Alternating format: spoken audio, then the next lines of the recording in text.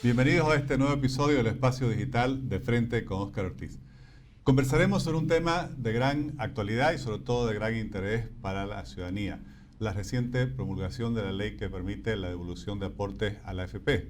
Para ello hablaremos con la licenciada Katia Bacadíez, una experta en el área de pensiones, quien es economista, tiene una maestría en ingeniería de la producción, también abogada, y experta en sistemas de pensiones, participa en directorios de empresas e instituciones económicas. Estimada Katia, muchas gracias por aceptar esta invitación. Gracias a vos, Oscar, espero poder ser útil. Katia, finalmente se promulgó esta ley después de alrededor de 10 meses del nuevo gobierno y quisiera que nos analices con tu conocimiento, con tu experiencia, ¿cuáles finalmente son las modalidades de retiro total o parcial de aportes que permite esta ley? Sí, efectivamente. Bueno, primero todavía falta la reglamentación, que han indicado que en los próximos días creo que sale, pero como ya estaba en el proyecto, arriba hasta 100.000 bolivianos las personas pueden retirar un 15% de los aportes. Quienes tienen ahorrado hasta 100.000 bolivianos. Exactamente, un 15%, no más de 15.000 bolivianos, digamos. Y quien tiene 10.000 bolivianos, hasta 10.000 bolivianos y más de 50 años, puede retirar los 10.000 bolivianos, ¿no? El total acumulado. Obviamente que para esto, ¿cuáles son los requisitos? Tenés que ser desempleado, tenés que no tener o no estar en trámite ahorita una pensión de jubilación, invalidez o muerte. Y hay algo que me ha llamado mucho la atención y me gustaría que para quienes nos siguen por las redes sociales lo pudieras explicar. El propio presidente Luis Arce, en el acto de promulgación, él que había prometido esto como parte de su oferta electoral, le dice a la gente que lo piense muy bien antes de retirar. En el fondo, por así decir, buscando, yo creo, desanimar a la gente a que lo retire. Entonces, al final, ¿en qué quedamos? ¿Es conveniente, es perjudicial el retiro? ¿Cuál es el impacto del retiro sobre las jubilaciones futuras? Mire, principalmente quien se ve beneficiado de la fracción solidaria, o sea que su pensión vitalicia depende de lo que ha ahorrado más una parte subsidiada por el Fondo Solidario, no le conviene. Porque las personas cuando nos jubilamos tenemos derecho a una pensión de forma vitalicia, que son 13 pensiones anuales, o sea 12 más el aguinaldo, y además el seguro de salud, que se sortea entre las cajas existentes. Entonces, una persona por retirar este dinero puede estar perdiendo de forma vitalicia una pensión y en muchos casos es financiada, es subsidiada por un fondo solidario, ni siquiera solo por sus aportes. Y pierde su pensión vitalicia, las 13 mensualidades anuales, más el seguro de salud. En este caso no conviene, no, o sea que me imagino que las personas están muchas quizás sin dormir, pensando en qué hacer. Yo recomiendo que se vayan a la AFP, vean si son beneficiarios de una fracción solidaria, vean si les perjudica en la pensión vitalicia y si es así, y entiendo que con la crisis económica que ha habido o que hay, la situación de cada uno, claro, da ganas y la necesidad de retirarlo. Pero yo creo que en esto hay que ser muy consciente porque esto es de por vida y al final pasan los años y uno quiere tener seguro de salud y quiere tener algo que por lo menos puedas o comer o pagar tus cuentas de luz y agua. Hay algo, Katia, que has mencionado y me gustaría, si se puede aclarar un poquito, si yo lo he entendido bien. Quien retire arriesga a perder su seguro de salud. No solo es que podría tener una jubilación más baja, sino que podría quedarse sin seguro de salud, que quizás en la tercera A, cuando una persona ya pues tiene los problemas que vienen con la vejez, es quizás uno de los principales beneficios el tener un seguro de salud. Es que ¿no? Cuando uno accede a una pensión de vejez, al mismo tiempo estás accediendo a un seguro de salud. Si vos ves, el empleador paga el seguro de salud por los empleados un 10% del salario. Cuando uno se jubila, de tu pensión te descuentan solo un 3% para este seguro de salud. y la tenés tanto la pensión de vejez de forma vitalicia como el seguro de salud.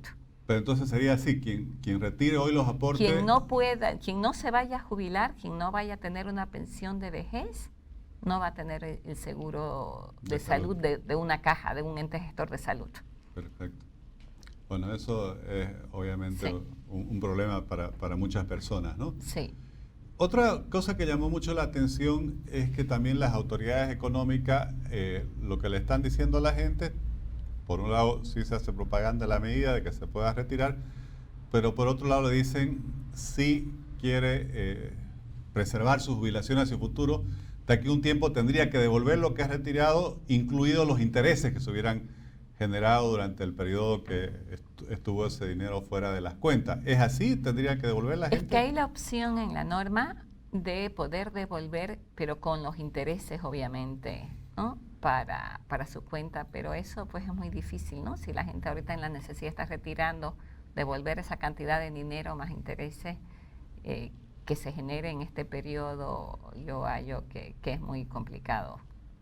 Claro, No tendría va a ser que, fácil. si hoy la persona por problemas económicos se siente apretada, por así decir, como se dice comúnmente, va a ser difícil que su jubilación en un tiempo, incluso con más edad aún, vaya a mejorar tanto que pueda devolver para preservar la jubilación, ¿no? Claro, así es, o que pueda ahorrar para eso no es fácil, quizás en algunos casos, pero en la mayoría seguramente no lo va a hacer.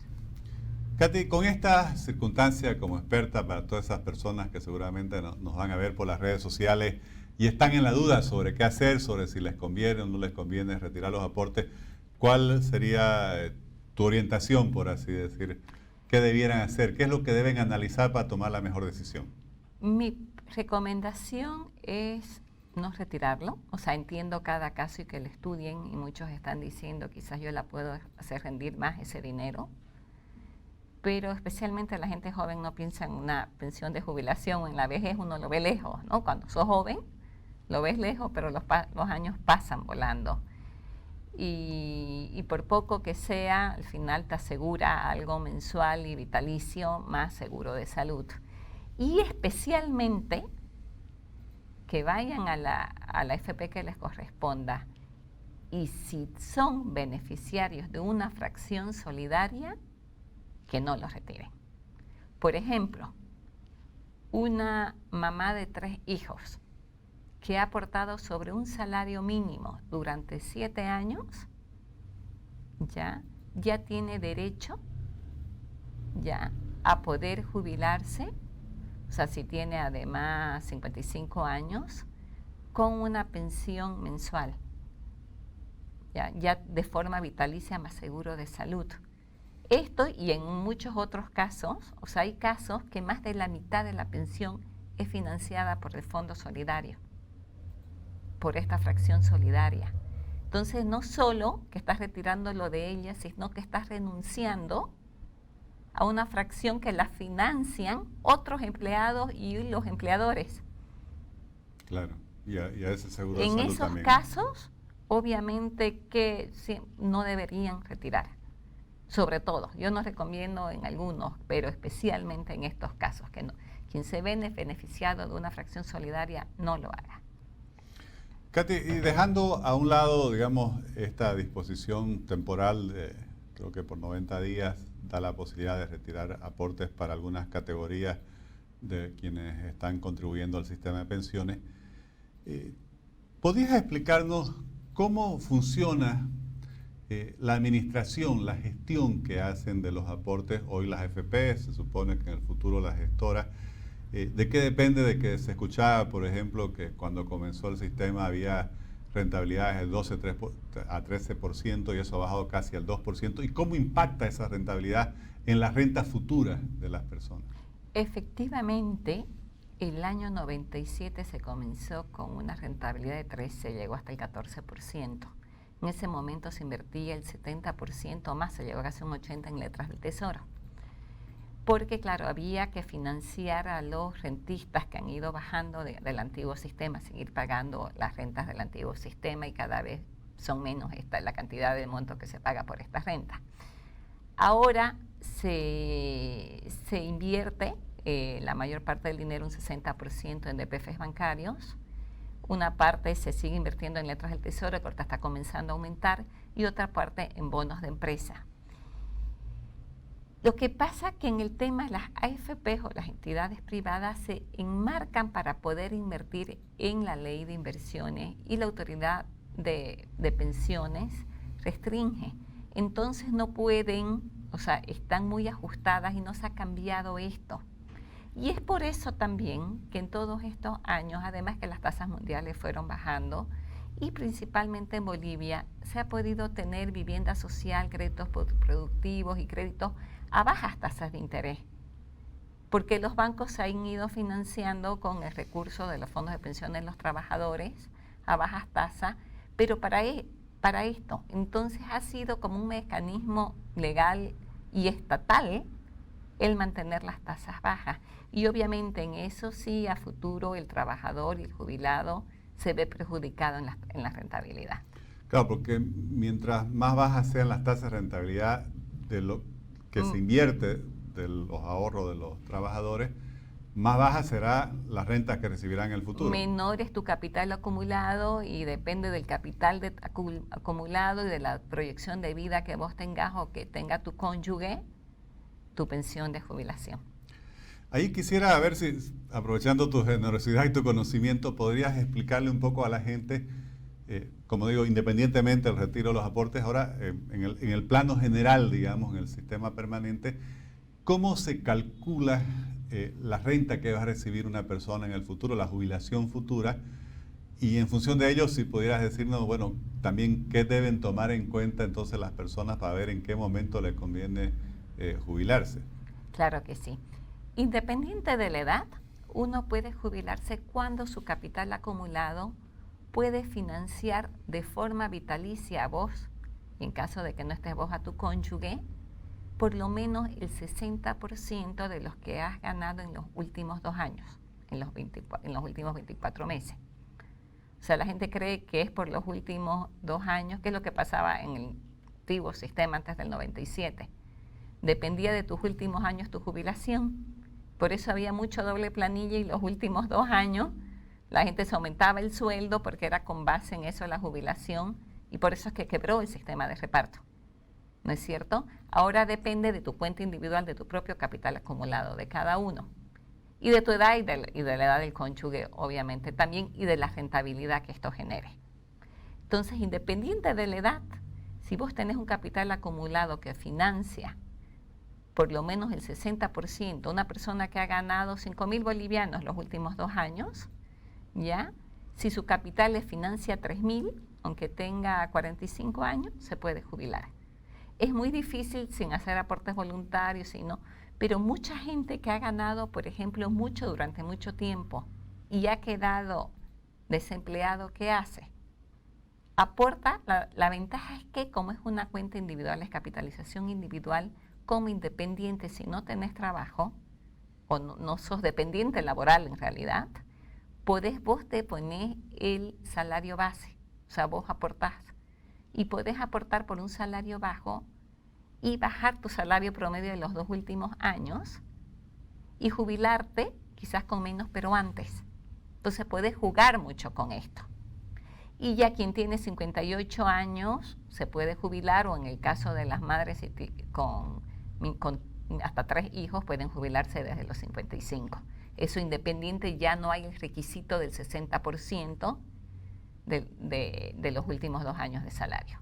Pero por así decir, mientras menos edad tenga una persona, más distancia hay a necesitas mayor capital acumulado y tu pensión va a ser menor. Claro, porque hay una expectativa de vida de que debe tomar en cuenta el sistema. No sé, hay jubilados de 40 años. Ya.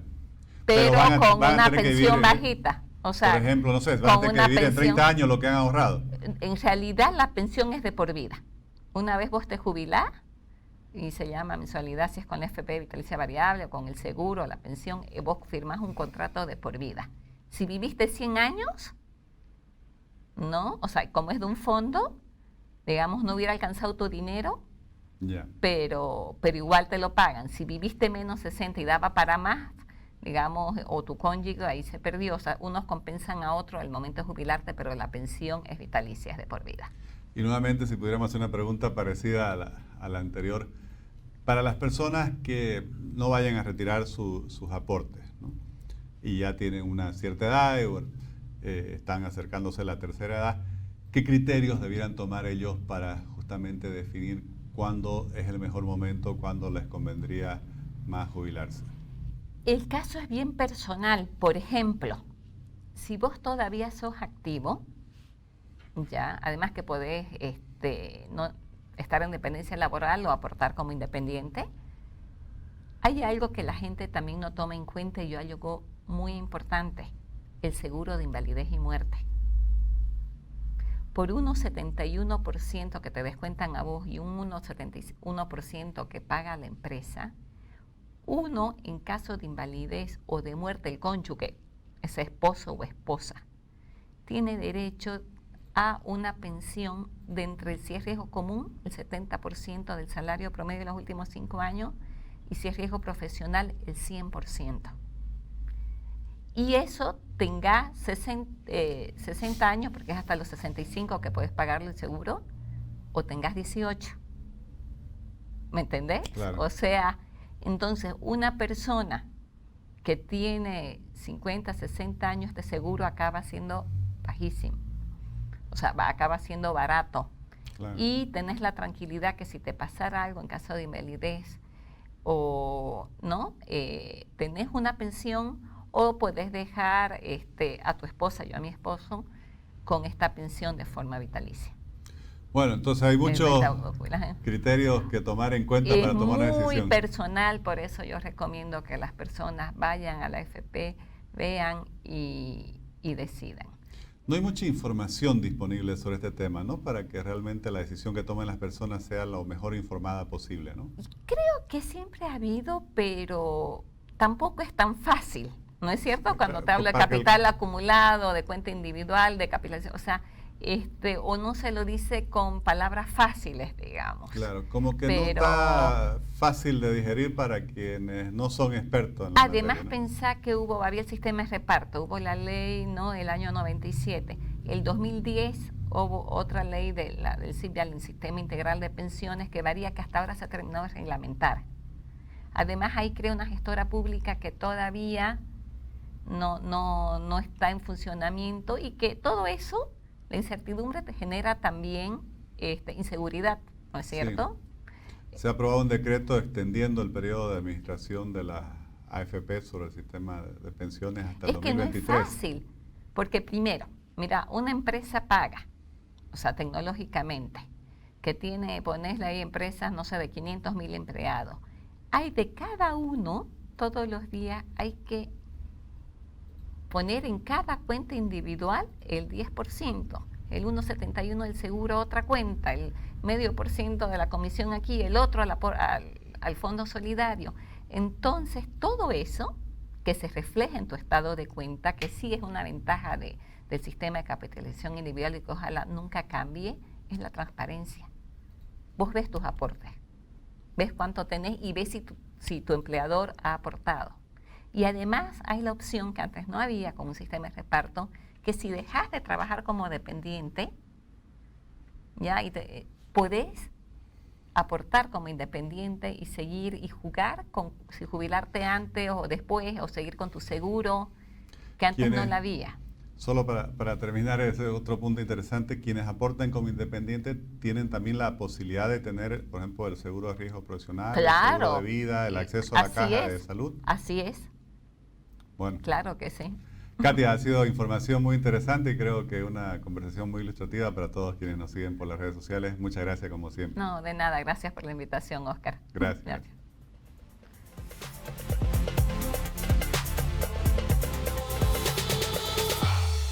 Definitivamente el tema de la devolución de los aportes al sistema de pensiones es un tema muy importante para la población.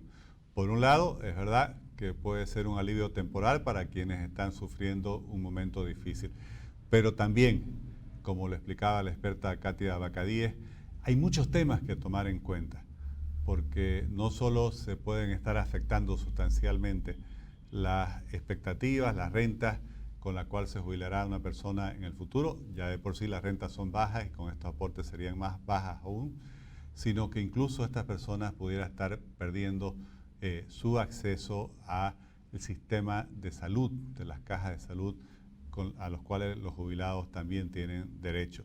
Y eso sabemos que para quienes ya están en la tercera edad es quizás uno de los principales beneficios para ellos y sus familias, tener este soporte de una caja de salud para un jubilado. Por lo tanto, lo que decía la economista Vaca 10 es muy importante. Antes de tomar una decisión es fundamental informarse bien o hacerse orientar con la AFP, ver cuáles van a ser las consecuencias sobre su jubilación y también ver qué va a pasar con su derecho al acceso a la caja de salud. Les agradezco por habernos seguido en este nuevo episodio del Espacio Digital de Frente con Óscar Ortiz.